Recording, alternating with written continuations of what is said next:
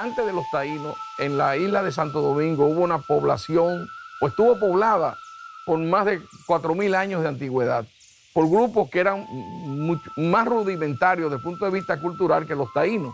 O sea que el taíno es una evolución en el tiempo, tanto por grupos arcaicos y posteriormente se suman los pobladores arahuacos que venían desde la costa de Sudamérica y a través de las pequeñas Antillas y Puerto Rico llegan a la isla de Santo Domingo e interactúan con los arcaicos. O sea que la cultura taína es un producto fundamentalmente de una evolución insular entre Puerto Rico y la isla española. Así se gestó la manifestación cultural más importante de nuestro pasado aborigen, que son los taínos.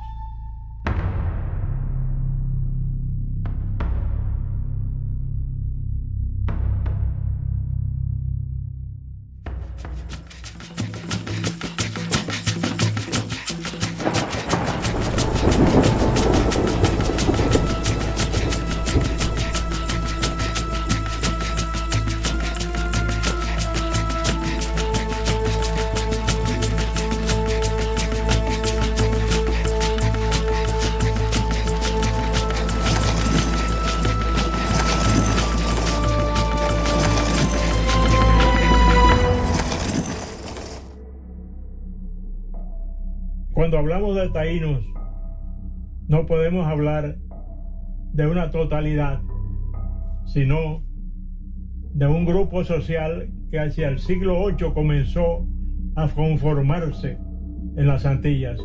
En Santo Domingo, en la parte oriental de la isla, en el sitio llamado Atajadizo, hay la evidencia temprana de cómo se desarrolló esta cultura y cómo llegó a tener una sociedad organizada con plazas ceremoniales, con cementerios, con lugares de monticulación para agricultura, es decir, con todo lo necesario para que se pueda considerar una villa en aquel momento.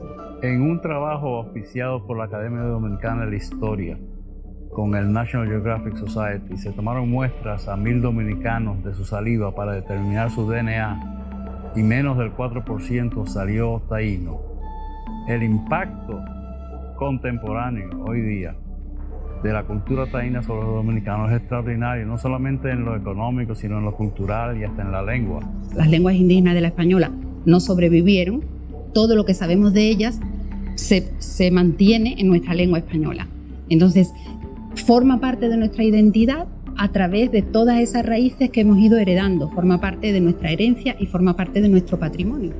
Por lo tanto, es importante mantener, saber y transmitir a las nuevas generaciones quiénes eran los taínos para que ellos también se comprendan mejor. Yo creo que nos podemos explicar como sociedad a través de esa cultura que nos dio origen, que es lo taíno, y ver la tainidad, si se pudiera decir, dentro de la dominicanidad como un concepto integral. Dominicana, siglo XXI. ¿Qué nos queda de los taínos? ¿Hay algún legado ancestral en la manera de entender la dominicanidad contemporánea? En apariencia, poco, casi nada. Pero existe un sustrato, una herencia única para entendernos y proyectarnos ante el mundo.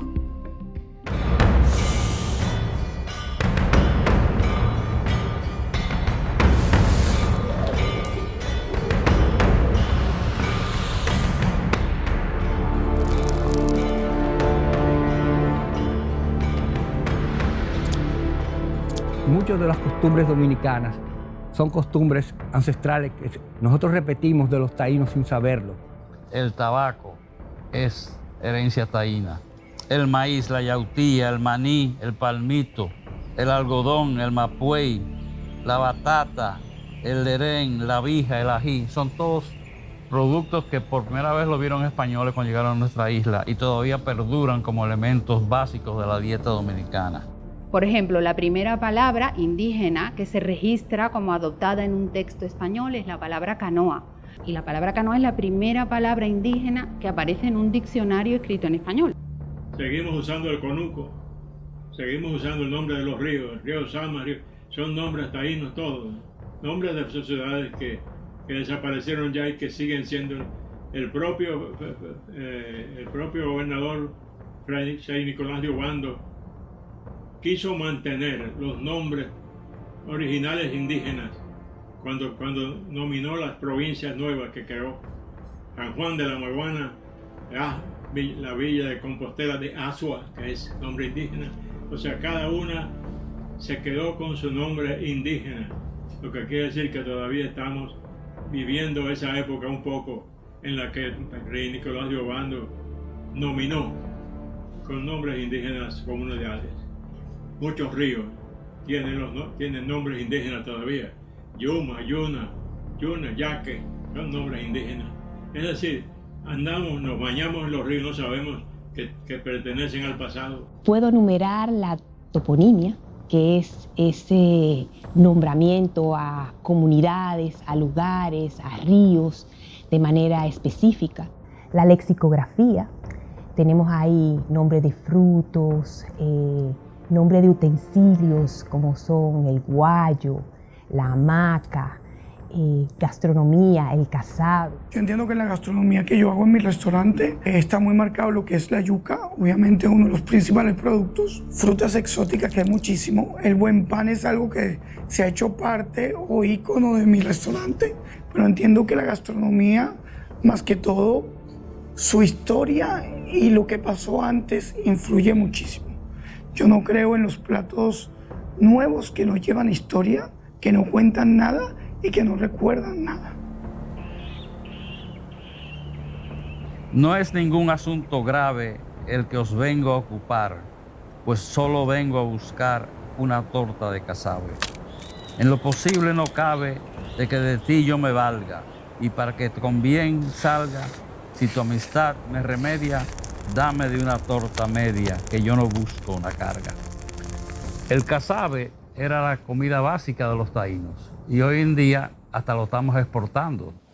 Al casabe se le llamó el pan de la conquista, porque según los cronistas de la época, fue el alimento básico en los viajes de descubrimiento y conquista de las demás Antillas y tierra firme.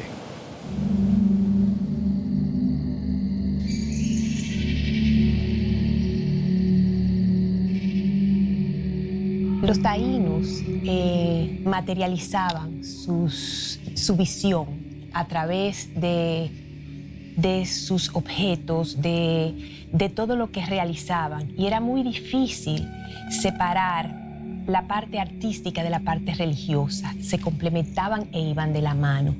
Y por eso, no solamente son sus representaciones religiosas las que tienen una importancia artística, sino también incluso objetos de uso cotidiano, de uso doméstico, pueden ser considerados también como obras de arte. Entre ellos destacan la gran variedad, la enorme gama de cerámica, de alfarería que hicieron los taínos, donde hay ejemplares de muy fina calidad. También instrumentos para la cojoba, que era la ceremonia religiosa principal. Todos estos instrumentos, tanto los majadores líticos, los inhaladores, las espátulas vómicas, están decorados, por así decirlo, con figuras que tenían que ver con la función que se realizaba. El viento, el agua tranquila, el agua tempestuosa, la lluvia, los canales, los cañones, ¿no? Todo esto tenía una descripción, una interpretación para ellos y tenía un nombre. Es decir, si todo esto estaba animado todos nuestros animales, las plantas, para ellos el resto tenía tanta animación como estos seres que podían moverse.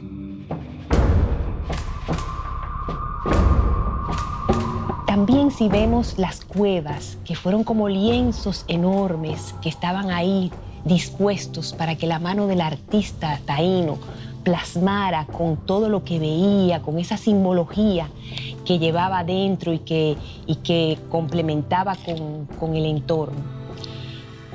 Pienso que hacían de eso y de las esculturas a través de las estalactitas, las estalagmitas, verdaderas galerías de arte que hoy nosotros podemos contemplar con una admiración y una reverencia, pues nos habla de una sensibilidad muy especial en esa cultura. Para la sociedad taína, la mayoría de la población había nacido de una cueva. Pero parte de la población, que lógicamente debió ser importante para ellos, también de otra cueva había nacido el sol y la luna.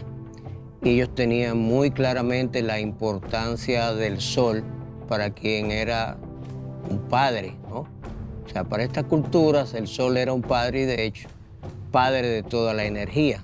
Era bastante bien interpretado. Verdaderamente, la cultura taína sirvió de soporte para la formación de lo que se gestó en el tiempo de la colonia, que fue la cultura criolla, que hoy en día es la piedra angular de la dominicanidad.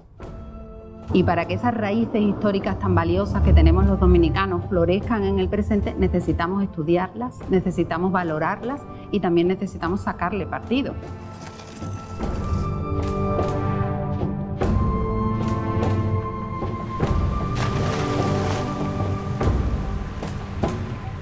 Una gran cantidad de cuevas con pictogramas, pictografías. Tenemos cenotes que son grandes cuevas con agua adentro, como en México, donde se hacían ritos. Entre paréntesis, hemos encontrado en el Museo del Hombre muchos esqueletos de animales, por ejemplo, de tortugas, de un cocodrilo gigante, etc. ¡Wow! ¡Charanga! ¡Wow!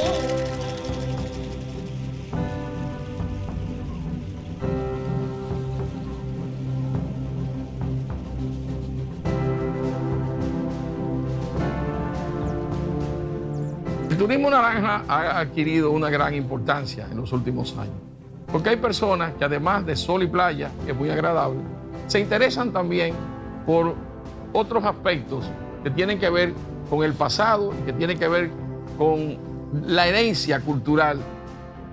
El turismo de lengua tiene en la República Dominicana un entorno privilegiado desde mi punto de vista. Estamos en un entorno geográfico cerca de 3 grandes países que no tienen al español como su lengua materna: Estados Unidos, Canadá y Brasil. Ese es un potencial económico que nosotros nos estamos perdiendo. La República Dominicana podría ofrecer un turismo cultural muy interesante, relacionado con su propia historia. Nosotros tenemos todas las primacías históricas de América, entre ellas la primera vez que la lengua española se habló en América. Toda la historia de la lengua española en América parte de la República Dominicana y sin embargo no encontramos nada relativo a eso en ninguno de los museos ni de las instituciones culturales a las que llevamos a nuestros turistas. El aprovechamiento turístico es una alternativa que puede aportar mucha riqueza en términos de información, en términos de crecimiento cultural.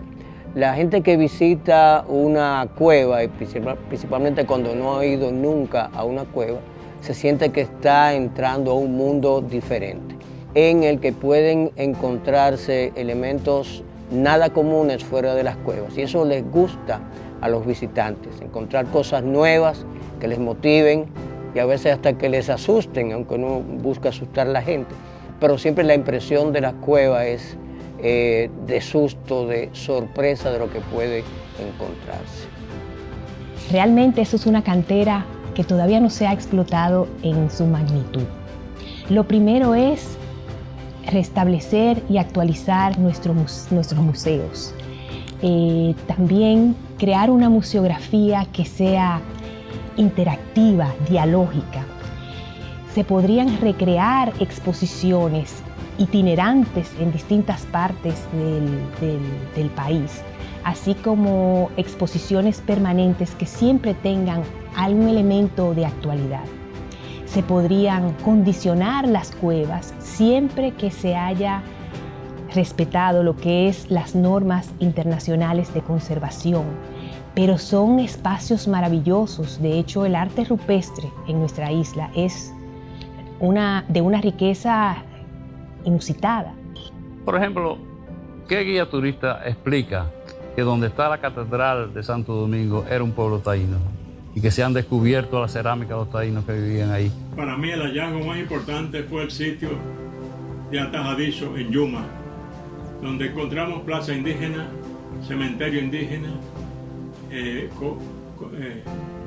monticulaciones para el sembradío, monticulaciones para enterrar dentro de las casas a los familiares, que era una costumbre amazónica que parece haber llegado también a las islas. Es decir, la distribución de una villa, de lo que puede ser llamada una villa, por lo menos de 500 habitantes, todos organizados en función de su medio ambiente. Además, ahí encontramos por vez primera bien establecido el uso del caracol de tierra, la babosa. De tal manera que en ese espacio fundacional de lo que hoy es el pueblo dominicano, que comienza a partir de la sociedad colonial, los taínos hicieron grandes aportes culturales que todavía están presentes en muchas de las cosas cotidianas que los dominicanos hacemos día a día.